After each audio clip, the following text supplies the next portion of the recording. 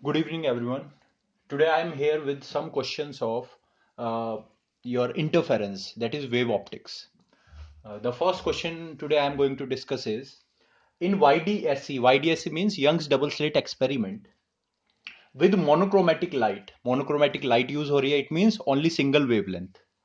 Fringes are obtained on a screen placed at some distance d from the slits. मतलब कुछ ऐसा हो रहा है.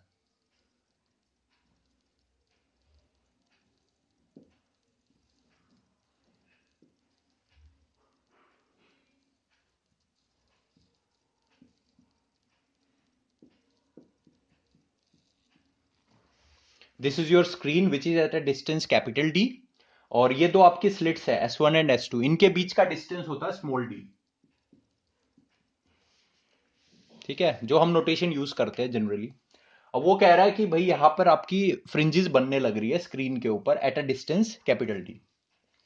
वो कह रहा है if the screen is moved 5 into 10⁻²m towards the slits.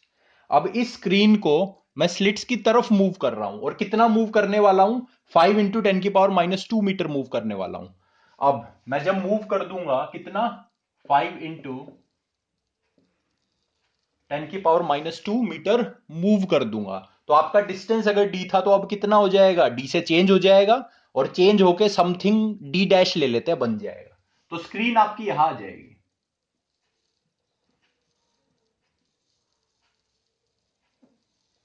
तो ये आ गई आपकी न्यू पोजीशन स्क्रीन की. तो अगर ये डी था तो इसको मैं डी डैश मान सकता हूं. तो आपका जो नया डिस्टेंस होगा वो क्या बन जाएगा? डी डैश बन जाएगा. तो पहले डिस्टेंस डी था, अब डिस्टेंस डी डैश हो गया. पहले डिस्टेंस ज्यादा था, अब डिस्टेंस कम हो गया. और कितना कम हो गया भाई? इतना कम हो गया. इतना ही तो मूव किया है स्क्रीन को. तो ये आपका क्या गिवन है? दिस इज योर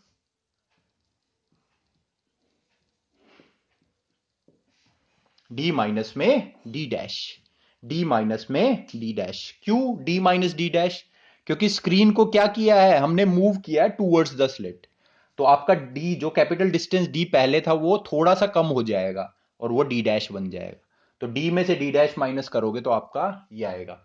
उसके बाद क्या होगा भाई? देखो, फिर उसने लिखा है the change in the fringe width. Fringe width में चेंज आ रहा है. और कितना चेंज आ रहा है? 3 × 10⁻⁵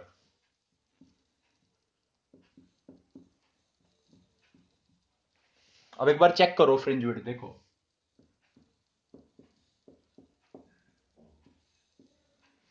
मान लो इनिशियली जब डिस्टेंस कैपिटल डी था तो आपकी फ्रिंज विड्थ ये थी. अब डिस्टेंस चेंज हुआ आपका तो डी डैश बन गया.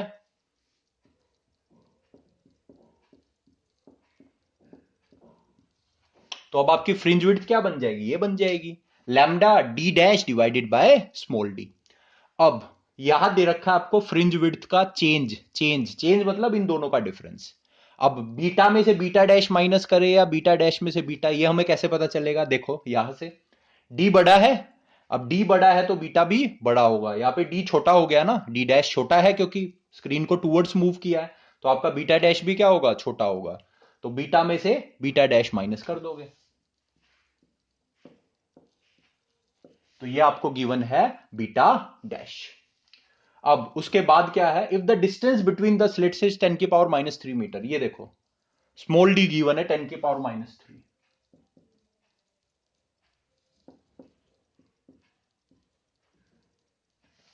10⁻³ गिवन है. पूछा क्या है आपसे? आपसे पूछा है find the wavelength of light used. Wavelength पूछी है. अच्छा क्वेश्चन है. ऑलरेडी आपका बोर्ड एग्जाम में एक बार पूछा जा चुका है. अब मुझे लैम्डा कैलकुलेट करना है. कैसे कैलकुलेट करूं? देखो हिंट यह है आपके आगे. या वैल्यूज पुट करो. ये वैल्यूज. ठीक है, देखो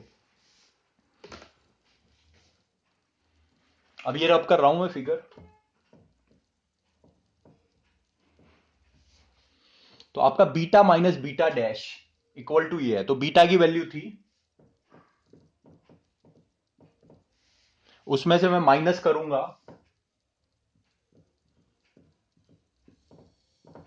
और मेरा आएगा 3 × 10⁻⁵.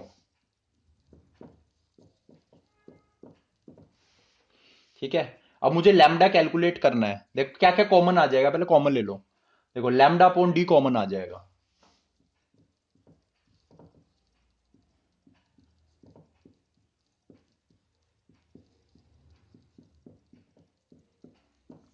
अब देखो डी माइनस डी डैश मुझे ऑलरेडी गिवन है, ये रहा, और डी की वैल्यू भी गिवन है, पुट कर दो।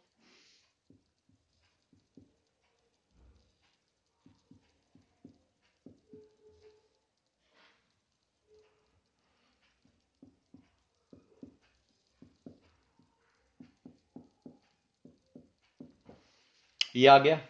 ठीक है, अब यहां पे जल्दी से सॉल्व कर लो लेफ्ट में। ये नीचे 10⁻³ है, ऊपर 10⁻²है, तो नीचे कितना बच गया है आपका, 10⁻1 बच जाएगा। 10⁻1 ऊपर चला जाएगा, यही होगा ना। ये आप सीधा 10⁻³ को ऊपर लेके जाओगे तो 10⁻+3 बन जाएगा। 10⁻² एंड 10⁻+3 आपका क्या बन जाएगा, 10।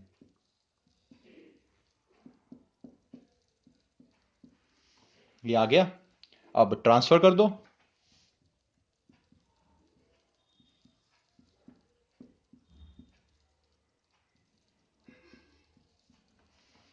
ठीक है, अब 3/5 होता है 0.6,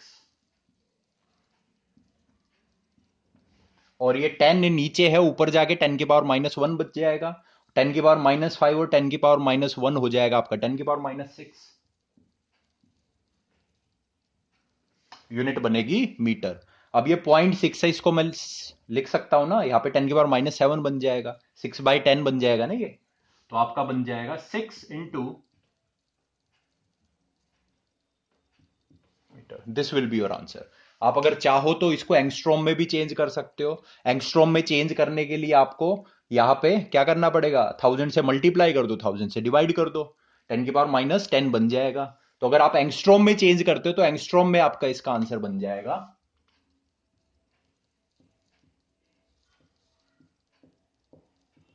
क्योंकि जो वेवलेंथ होती है जनरली आपकी एंगस्ट्रॉम में या नैनोमीटर में गिवन होती है, तो बस चेंज किया, वरना आपका ये आंसर करेक्ट है। बिकॉज हमें क्या पता वो एंगस्ट्रॉम में चेंज कर रहा है या नैनोमीटर में चेंज कर रहा है, उसने हमें स्पेसिफिकली बोला भी नहीं है कि वेवलेंथ आपको एंगस्ट्रॉम में निकालनी है। तो आपका जो आंसर आया है दैट इज करेक्ट। ठीक है, 6 × 10⁻7 metre. Now let's move on to next numerical. So let's discuss your second numerical of today. This is again of wave optics, the interference. वहां से है, उस टॉपिक से, आपके इंटरफेरेंस से। क्वेश्चन है, the two slits in YDSC are separated by a distance of 0.03 mm। तो दो स्लिट्स के बीच का डिस्टेंस गिवन है, दो स्लिट्स के बीच का डिस्टेंस होता है आपका स्मॉल डी।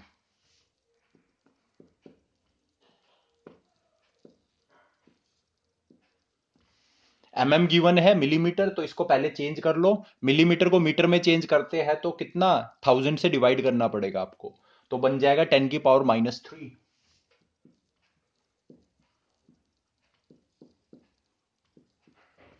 ठीक है, और ये 0.03 मीटर है, इसको अगर मैं चेंज करता हूं तो मेरा ये बन जाएगा। तो कभी भी आपको जब थिंग्स गिवन लिखते हो तो उसको अपना सबसे सिंप्लीफाई कर लो उसको। अगर आप 0.03 लिखते हो तो वहां पे मे भी गलती हो जाए, तो इसको पावर्स में पहले ही पूरा चेंज कर दो, सिंप्लीफाई कर लो अपनी तरफ से जितना आप कर सकते हो। अब आगे लिखा है, when the light of wavelength 5000 angstrom.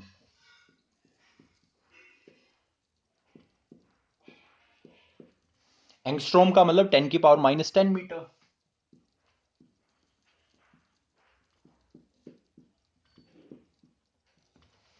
10⁻10। अब यहाँ पे 30 है, यहाँ पे 10⁻10 है, तो ये क्या बन जाएगा आपका, 5 × -7 मीटर। पहले सिंप्लीफाई कर लो अपना पूरा, ताकि नीचे आपको ये काम ना करना पड़े, नहीं तो वहां पे कटिंग वगैरह में आप गलती कर सकते हो। उसके बाद आपका लिखा है, फॉल्स ऑन द स्लिट्स, मतलब ये जो है आपकी वेवलेंथ 5000 एंगस्ट्रॉम की लाइट है, ये स्लिट्स पे गिर रही है, और उसके बाद आपका इंटरफेरेंस पैटर्न प्रोड्यूस हो रहा है एक स्क्रीन के ऊपर। स्क्रीन के ऊपर प्रोड्यूस हो रहा है, और 1.5 मीटर अवे है स्क्रीन, मतलब ये कुछ हो रहा है। ये दो स्लिट्स है आपकी, यहां से आपकी लाइट गिर रही है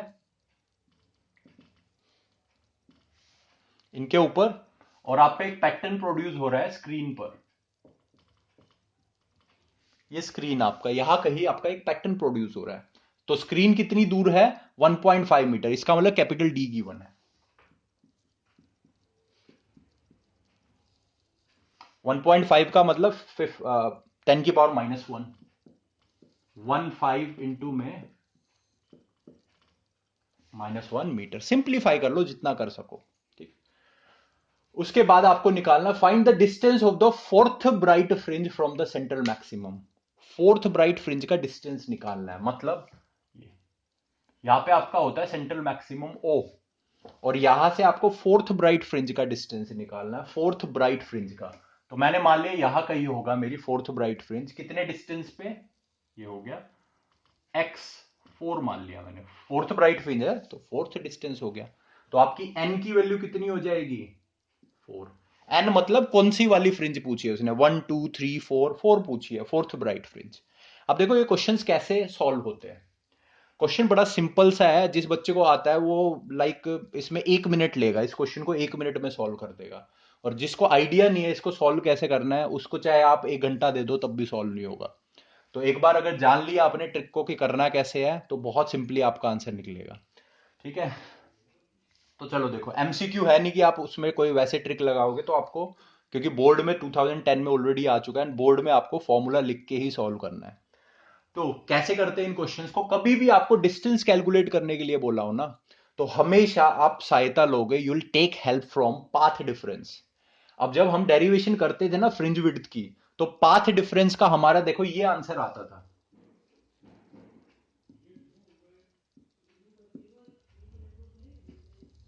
क्या आता था? एक्स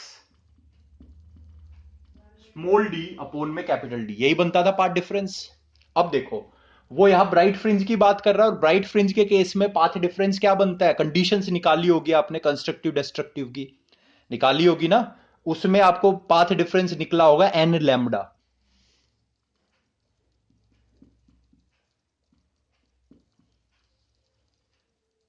आपको पता है पाथ डिफरेंस कंस्ट्रक्टिव के लिए क्या होता है? N lambda. ये होता है। कर दो दोनों को कंपेयर। ठीक है, मैं आपको एक बार फॉर्मूला बनवा रहा हूं पहले। तो पाथ डिफरेंस को पाथ डिफरेंस के साथ ही कंपेयर किया जा सकता है, और कभी भी डिस्टेंस पूछे तो पाथ डिफरेंस हेल्प करेगा। तो पाथ डिफरेंस था मेरा x small D by capital D, और इसको किससे कंपेयर करूंगा? कंस्ट्रक्टिव वाले से, क्योंकि ब्राइट फ्रिंज बन रही है, एन लैम्डा। ये कंपेयर कर दिया। ठीक। अब मेरी कौन सी फ्रिंज की बात कर रही है? फोर्थ फ्रिंज की बात कर रहा है। तो मेरा एक्स को 4 लिख दो, है n4 बन जाएगा मेरा। तो फोर्थ के पहले बना लो आप। तो अगर एक्स nth बनाता हूं मैं, यहां से एक जनरल फॉर्मूला बनाता हूं, एक्स nth मतलब nth फ्रिंज के लिए, तो क्या बनेगा? N lambda capital D upon में स्मॉल डी। क्रैम नहीं करना है फॉर्मूले को, क्योंकि आपका डिस्ट्रक्टिव के केस में, मतलब डार्क फ्रिंज के केस में, यहां पे होता है 2n-1 लैम्डा बाई 2। तो कभी फॉर्मूला क्रैम करने लगो। ठीक है, हमेशा पार्ट डिफरेंस को पार्ट डिफरेंस के साथ कंपेयर करो। अगर यहाँ पे डार्क फ्रिंज होती ना, तो आप x small D by capital D को 2n-1 लैम्डा बाई 2 के साथ कंपेयर करते, फिर आगे अप्रोच करते। अब उसने फोर्थ के लिए पूछा है, तो n की वैल्यू फोर्थ पुट कर दोगे, तो आपका क्या बनेगा? इसको रब कर रहा हूं मैं राइट साइड में। तो आपका फॉर्मूला बन जाएगा x4, मतलब फोर्थ फ्रिंज का डिस्टेंस निकल जाएगा, n की जगह 4 पुट हो जाएगा, लैम्डा की वैल्यू है आपकी ये रही,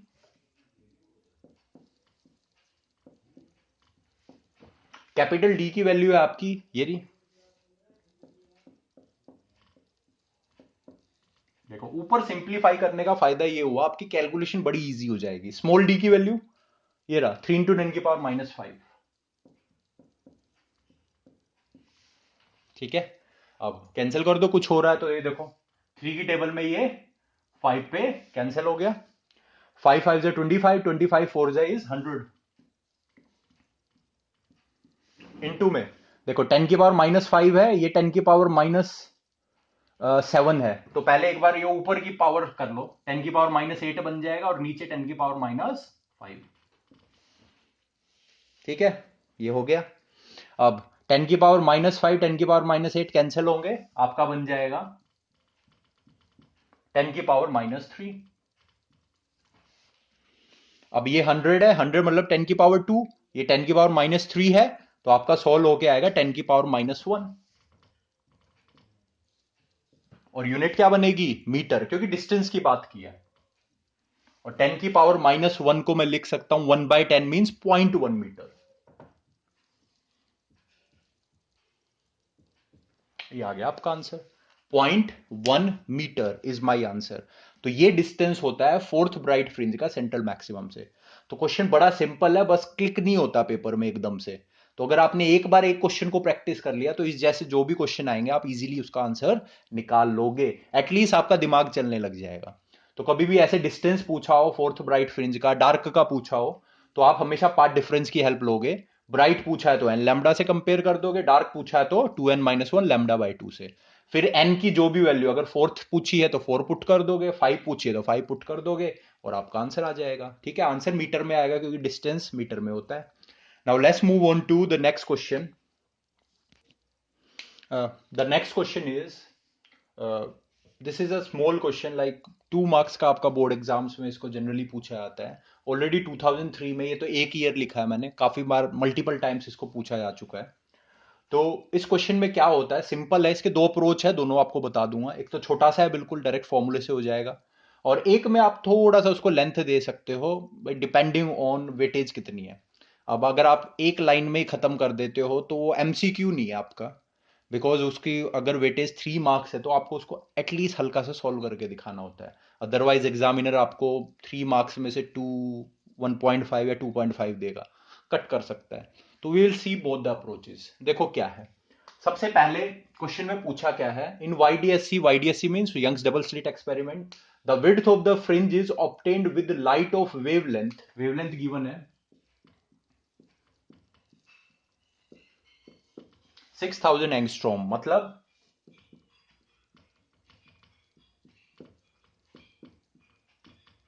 10 मीटर। अगर इसको सॉल्व करेंगे तो 6 इंटू, सिंप्लीफाई कर लो, ठीक, is 2 mm, the width of the fringe is obtained with the light of wavelength is 2 mm। तो विड्थ आपको गिवन है 2 mm। ठीक है, किसकी? फ्रिंज की विड्थ, इसका मतलब फ्रिंज विड्थ आपको गिवन है 2 mm।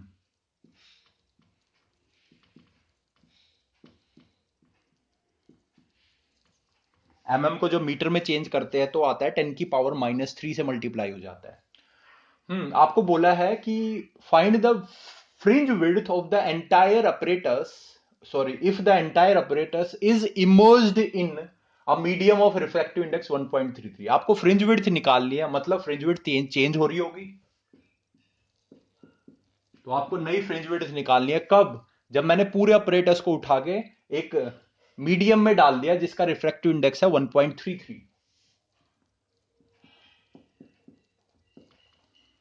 1.33 का मतलब होता है 4/3 आपका। ठीक है, वोटर का है आपका, ठीक, वोटर। 4/3 लिखने का फायदा ये होगा, कैलकुलेशन थोड़ा सा सिंप्लीफाई हो जाएगी अपनी। तो कुछ ऐसा करके आपको गिवन है। अब देखो इसको पहले आपके एक जनरल तरीके से बताता हूं, फिर आपको डायरेक्ट एक अप्रोच बता दूंगा मैं। पहले जनरल तरीका, फॉर्मूला होता है भाई फ्रिंज विड्थ का आपका,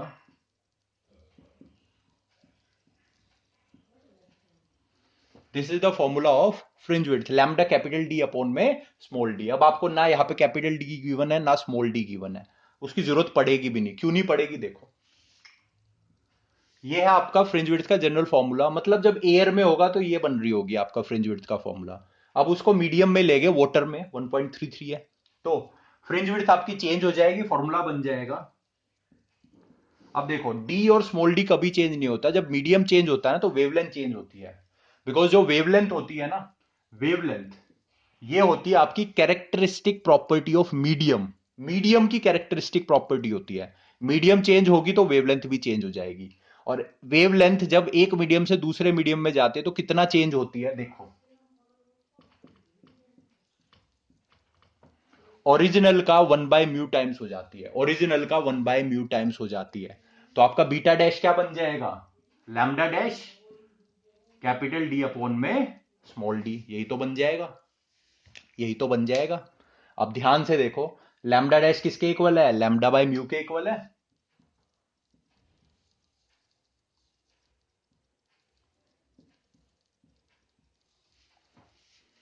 ठीक है, इसके इक्वल है। तो lambda capital D by small D तो आपका बीटा था।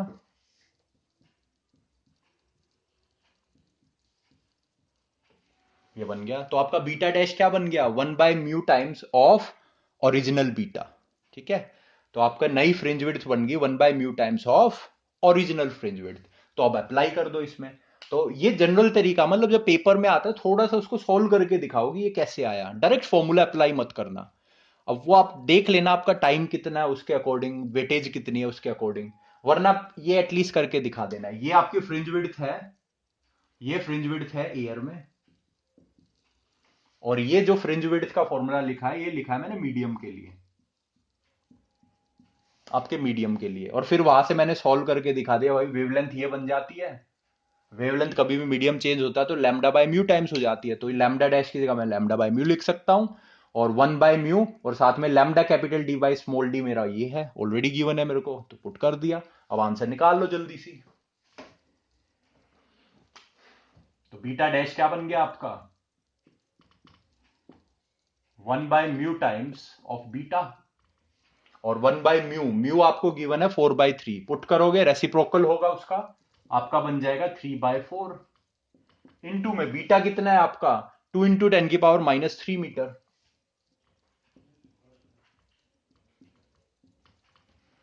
ठीक है, 2 की टेबल में कटेगा 2 पे, 1.5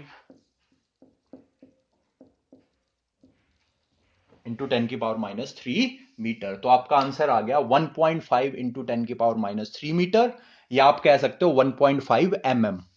ठीक है, ये mm ही तो है मेरा। ठीक, पर आंसर हमेशा ऐसा यूनिट में ही रखो। अगर किसी को mm से कंपैरिजन करना है तो वो देख सकता है, पहले 2 mm था, अब कितना बन गया 1.5 mm। तो ये था क्वेश्चन। तो आप एटलीस्ट इतना काम जरूर कर देना जिससे कि आपके मार्क्स कट ना हो।